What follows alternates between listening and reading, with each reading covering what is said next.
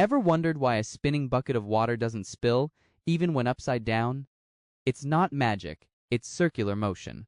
Let's break down the forces behind circular motion.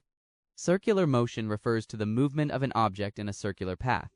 This motion is characterized by a constant distance from a central point, around which the object is moving. Let's dive into the forces that make circular motion happen. The first is centripetal force.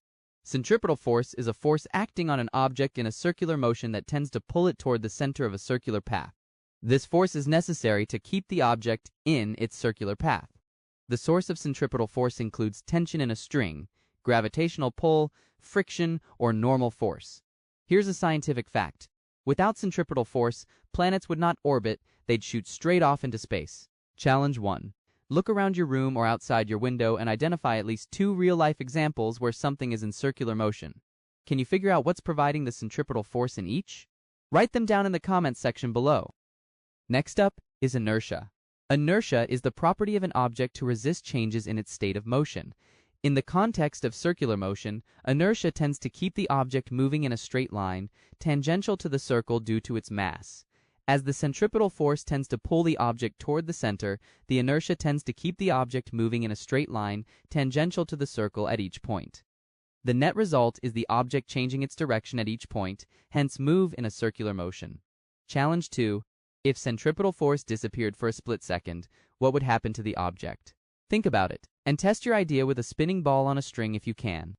The third is centrifugal force, the most misunderstood factor. It feels like an outward force, but it's not a real force. Centrifugal force is not an actual force, but a perceived force that acts outward on an object moving in a circular path. It is a result of the inertia of the object. Think of sitting in a fast car that takes a sharp bend. You feel pushed outward, but in reality, your body is simply trying to continue in a straight line. Centrifugal force is observed from a rotating reference frame and is considered a fictitious force because it does not arise from any physical interaction, but from the inertia of the object. It appears to act opposite to the centripetal force, pushing the object away from the center of the circle. Here's a mind-blowing fact. Centrifugal force only exists when you're inside the rotating system. Outside observers don't see it at all.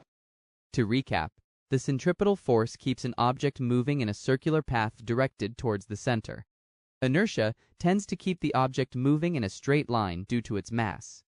Centrifugal force is the apparent force that seems to push an object away from the center of the circle in a rotating reference frame. Circular motion isn't just theory. It's the science behind roller coasters, orbits, spin cycles, and carnival rides.